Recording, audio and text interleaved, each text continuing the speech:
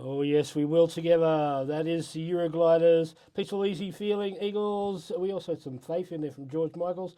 And Kiss You All Over got us started on this very hectic Wednesday. And it's even more hectic now because Matthew's joined us. How are you going? Yeah, good, thanks, Chris. I didn't know there was more than one George Michael. I thought it was George Michael, not George Michaels. Oh, I don't, well, yeah, yeah. S, he put an S on there. George Michael, George He's got Michaels. two first names. That's always confusing. Never trust someone with two first names, I say, Chris. Oh, well, there you go. But look, we've got some interesting topics to talk about here. Now, has anyone seen the Netflix show Tinder Swindler? It's a bit of a romantic scam thing that's on television right now. Tell us a little bit about that one. That sounds interesting. Well, it is interesting, but really sad. And I think Valentine's Day this week obviously brought out a few more of these things. But based on the back of that, and I'll talk about Tinder Swindler in a moment, but ScamWatch in Australia gave some stats for romance scams last year. $56 million was lost. 3,400 scams were reported. But ScamWatch believes that only about 13% of scams were reported. Now, I don't know how they worked it out, because if they're not reported, how they actually work it out, but they've come up with that data somehow. That's an increase of 40% over the previous year. And the really scary part is that about 50% of these scams were people over the age of 55. So when you look at something like Tinder Swindler, and Tinder Swindler tracks basically one person who used Tinder to go and scam people. Now, in these ones here in the Australian environment, the average scam amount was about $16,000. That sounds pretty bad. When you watch Tinder Swindler, there were some females there who came on and told their story, and they were a bit embarrassed about it, so that was pretty courageous of them to be on a Netflix documentary movie telling their whole story. But they were swindled out of, in one example, $250,000. One lady took out 9 loans to give this person money. Now, you would think, how could you do that? How could you fall for that? How could you be so silly? These people are not silly people, but the scammers are so good at manipulating. So this particular person in Tinder Swindler, anywhere from $10 to $15 million they believe he got away with. He finally got caught, spent a few months in jail, but he's still got their money and he's still living the high life. He's still using private jets. So they're very good at what they do. So the main thing is just be careful in those any sites online, but those romance scams in particular, because people can be vulnerable and can fall for some of these things very easily. I'm wondering if he's back at it.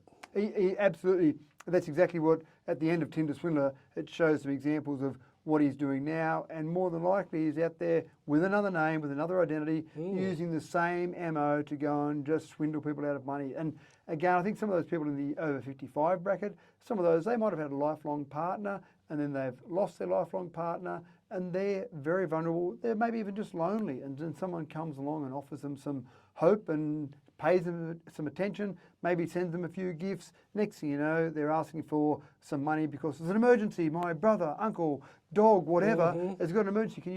I just need a lend of $1,000, please, Chris. Can you send that to me? Yeah, If right. one of my friends rang me and said they needed a lend of some money urgently for some major drama, I'd lend it to them. Yeah. But these people become very good at becoming your best friend in a very short period of time, to the point where they can hit you up for some money, and people do it. Oh dear. Yeah. So be careful, everyone. Be careful. And what about this new national battery recycling plan that they've got launched? Is that a good thing or a bad thing? No, absolutely a good thing. So at the moment, it's called B-Cycle. There's about 2,351 sites across the nation, mainly supermarkets, where you can drop in your lithium-ion batteries. Okay. The problem at the moment is we only recycle about 2% of our batteries, so not much. I'm a culprit. Well, most people are, because there's not an easy process to go through to recycle exactly. them. Where do you put them? Exactly right. Well, now there'll be somewhere to put them with this B-Cycle program. The CSIRO did a bit of work to just look at how big the problem is. They estimated by the year 2035, we'll have about 100,000 tonnes of this waste if we don't do something about it. We don't want it in landfill. It's hard to dig up the components you need for lithium-ion batteries, so we'd rather recycle those. So if you've got those old lithium-ion batteries, keep an eye out now. You'll be able to go into supermarkets, some of those Coles or Woolies, those type of supermarkets, be in there. and there'll be somewhere to drop those batteries in there, and you know they'll be used sensibly and basically put back out there into other batteries in the future. All right. Well, now you've got this interesting subject about EV chargers for V2G and V2H. And they're starting to arrive after long delays in Australia. Yeah, you're absolutely right. It's something where we've often talked about the fact that, hey, an EV is just a big battery. why put a battery in at my home and use that, say, at night time, charge it up during the day, when I've got this battery in my car? Unfortunately, there's a couple of problems there. One, the charge is available to be able to go both directions, to charge your car and then go back to your house or back to the grid, and that's what those V2H and V2G stand for. V2G is vehicle to grid, V2H is vehicle to home. The technology hasn't been there with the chargers. The other minor problem is that there's not many cars that do it at the moment. So the Nissan Leaf is one of those cars that allows that two-way progress of electricity in and out. Other cars coming on the market are getting to that point, but probably within the next 3 years, just about every car that comes out will have that ability to go charge to the car or use the car to go back in the other direction. To give you an idea of how effective it can be, some of the batteries people put in their homes are maybe 10 kilowatt hour batteries. Big ones are 20 kilowatt hour batteries. When you look at some of these cars, some of the cars have got up to 100 kilowatt hour batteries, but it's probably common to have 70 or 50 kilowatt hour batteries. So it is a big battery. Most people have their car sitting around at work all day or at home all day. Well, it could be being charged up via solar panels in either scenario.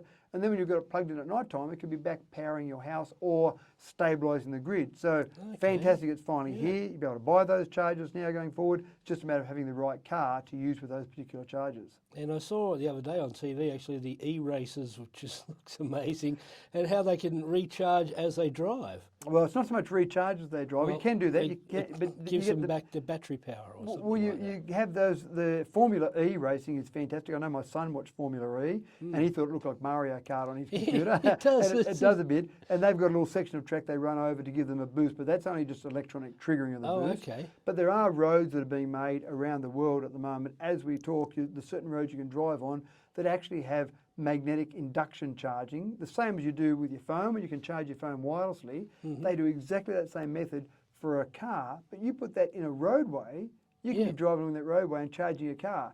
And where I think that will be used is in somewhere like a capital city where you've got very slow-moving traffic rather than out on the freeways, slow-moving traffic, so you can actually be charging your car as you're driving to work. So it just sounds fantastic. It does. It sounds like a good idea. What about SpaceX? They plan to send thousands more satellites into orbit, and it's a big worry for NASA, apparently. Yeah, well, NASA and SpaceX are very good friends. SpaceX takes some NASA astronauts up to the International Space Station. So you think they'd be very friendly and very happy to just have that ongoing relationship. But NASA has now basically flagged the point that there's so many Starlink satellites being launched. The number at this stage is about 42,000 they're aiming to get towards, but some people have said that'll be stage one, and then maybe next stage will be even more than that. You've got Boeing, you've got Amazon, they're launching satellites for their internet connection services as well. They're talking about maybe 7,800 satellites. So what NASA's saying is, it's going to get pretty crowded up there. Now, excuse the pun, there's a lot of space up there in space, but still, you're trying to get all of these satellites sitting around that low Earth orbit area because you want close connectivity for internet connections. So it starts to get pretty crowded when you're trying to put all those satellites there. Again, there's a lot of space up there, but when you put a lot of those up there, you could have collisions, they could knock each other out. You could actually have collisions with other items that are being sent up into space. So if you were taking someone to, for example, the International Space Station, you might have a collision with one of these.